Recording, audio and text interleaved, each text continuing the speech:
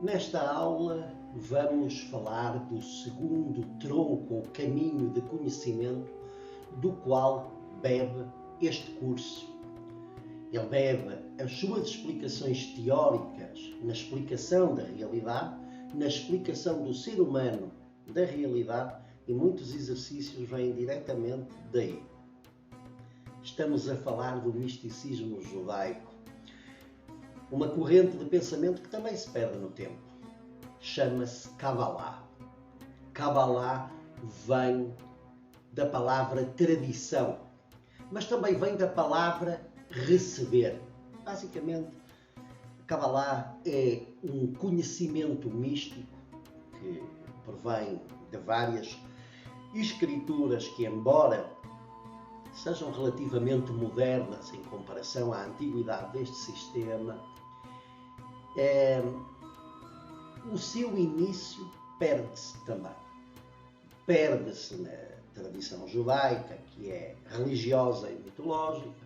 Podemos fazer remontar a Kabbalah ao tempo dos profetas, não como um saber conforme existe hoje em dia, que está mais organizado, mas na realidade os saberes começam-se a escrever e deixam de ser passados oralmente quando há de facto o risco de se perderem, quando a qualidade dos praticantes diminui muito.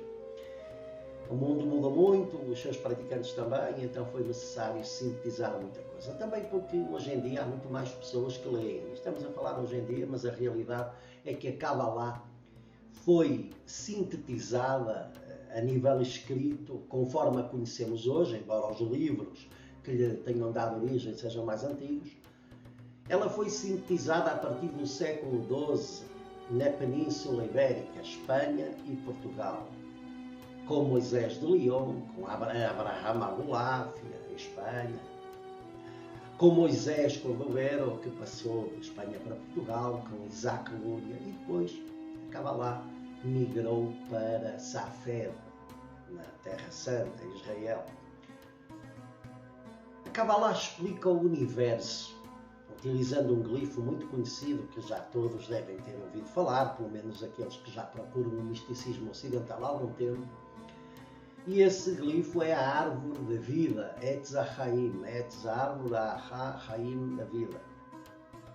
E a árvore da vida é a base da Kabbalah especulativa, a Kabbalah teórica.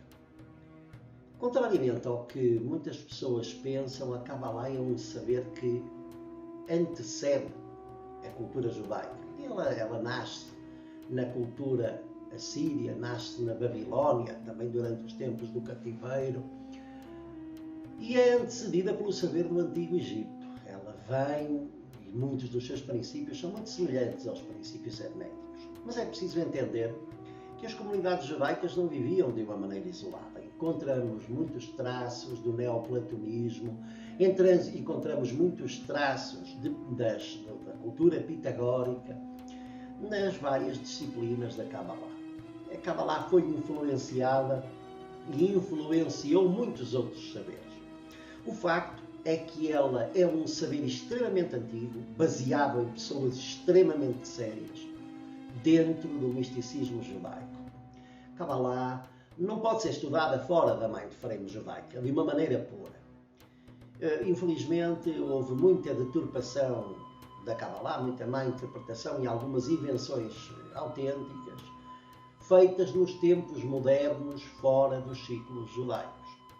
A Kabbalah que vocês vão aprender aqui, o conhecimento que deriva da Kabbalah, deriva da Kabbalah judaica e muito na parte prática do conhecimento dos Hassidim, das escolas hassídicas, que foi um movimento judaico fundado por Israel Baal Shem Tov, um grande rabino e um místico muito profundo.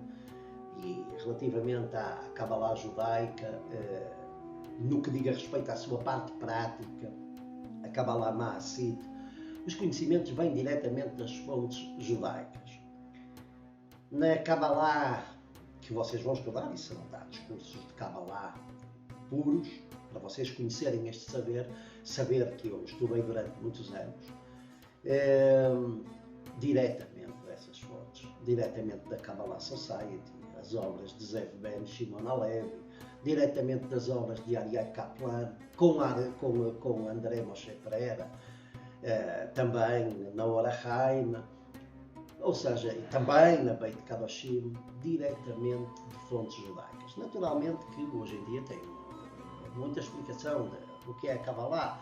Tem Rav Michael Leitman, que fundou uma organização chamada Bnei Baruch, mas aí eu já acho que entra muita religiosidade judaica. Mas os ensinamentos sobre Kabbalah especulativa lá são muito bons e muito corretos. Aqui vamos aprender a Kabbalah assim, mas vamos trazer a parte mais prática, com a interpretação, como é óbvio, dos textos originais. Não vos vou fazer estudar o livro do esplendor, o Zohar, não vos vou fazer estudar o Sefer Yetzirah, não vos vou fazer estudar o Sefer Abahir, não vos vou fazer estudar o Sefer Hagigulim e muitos outros tratados que teria que vos enumerar.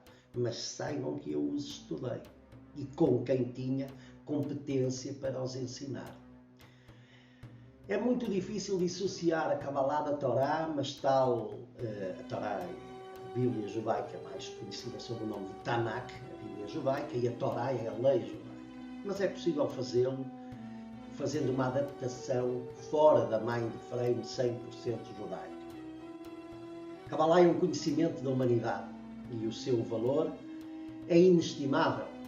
Ela tem um caminho completo. Naturalmente que tem que ser ensinada de uma maneira muito mais profunda do que essa Kabbalah pop das celebridades que andava muito por aí.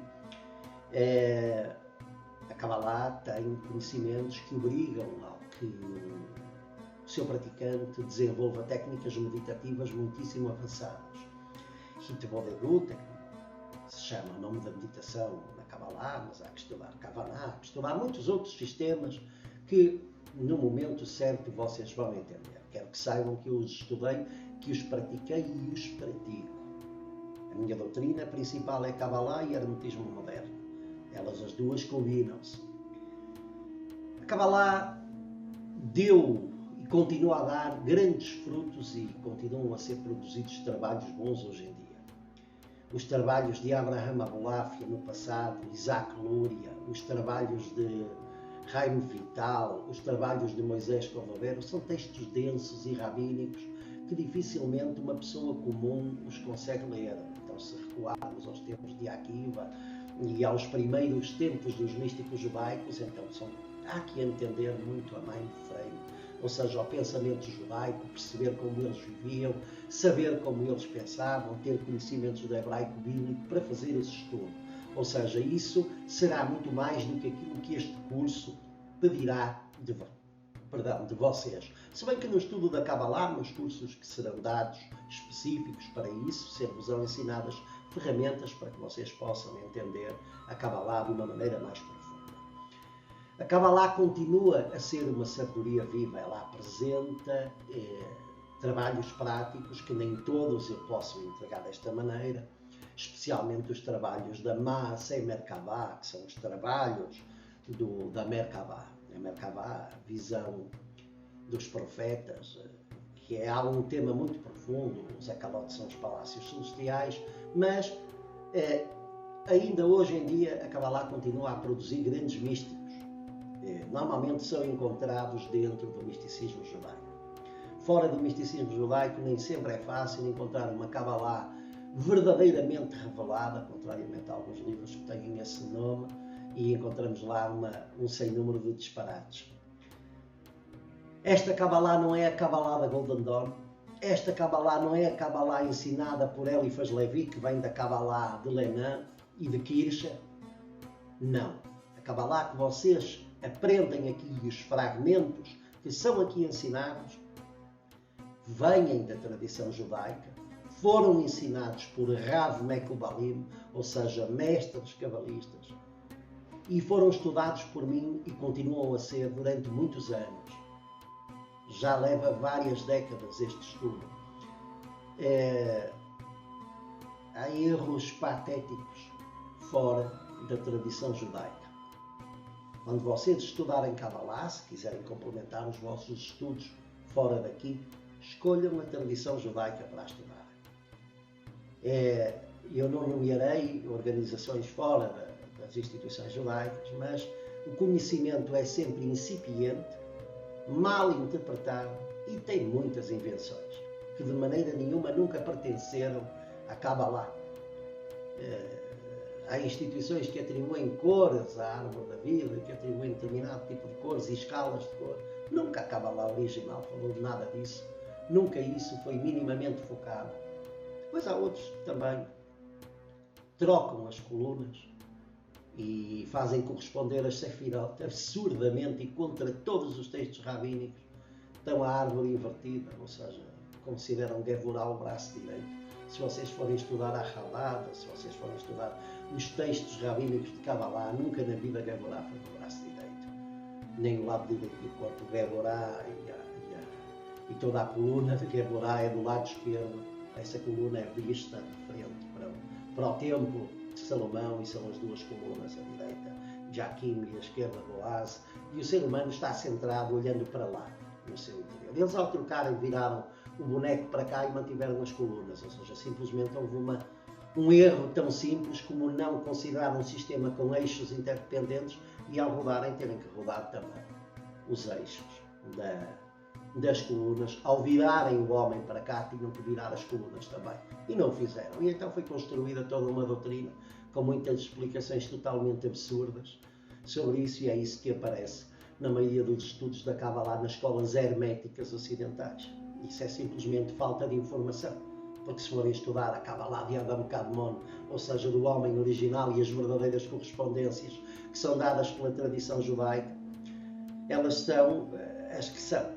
Portanto, saibam, não estranhem quando eu vos disser que a coluna esquerda está do lado esquerdo, a coluna direita está do lado direito, e podem conferir isso em todos os autores, como Aryeh Kaplan, como Michael Lightman, na Chabad judaica e em qualquer sinagoga onde seja estudada e ensinada a Kabbalah, por rabinos que tenham, de facto, credenciação para ensinar. Vão ver que a corrente judaica, a corrente original, onde eu aprendi, naturalmente, que está em consonância com aquilo que eu vos ensinarei, que é diferente das escolas herméticas ocidentais, que de Kabbalah sabem muito pouco e fizeram estudos não sei onde. Não é certo que no momento em que elas começaram, eu entendo que não havia muito acesso, especialmente a pessoas que não tinham nenhum conhecimento judaico. No meu caso, tendo ascendência, foi mais fácil entrar nesses círculos e ter acesso ao conhecimento original e como ele é explicado dentro do misticismo judaico. Mas é que hoje em dia esses livros estão publicados e qualquer pessoa os pode ler, portanto. Há erros da Kabbalah que vocês vão encontrar em muitos outros livros e vão dizer aqui é diferente. Mas quando vocês forem às fontes judaicas e às verdadeiras autoridades da Kabbalah que escrevem sobre a Kabbalah, estudar, vão verificar que aquilo que eu vos ensino é compatível com elas e não com essas escolas que ensinam Kabbalah, sei lá, de uma maneira muito incorreta, isso posso-vos dizer. A Kabbalah é o estudo do ser humano, a Kabbalah é o estudo e o crescimento prático do ser humano ao ser divino. Ela explica o universo, ela explica as leis nas quais o universo se apoia, a maneira como essas leis incidem na nossa vida e dá um caminho, o caminho das 5 almas, o caminho do conhecimento e da ascensão do ser humano em direção ao ser divino. Vão verificar que há muita compatibilidade entre o hermetismo e a Kabbalah, simplesmente a nomenclatura é diferente, mas a compatibilidade é muito grande.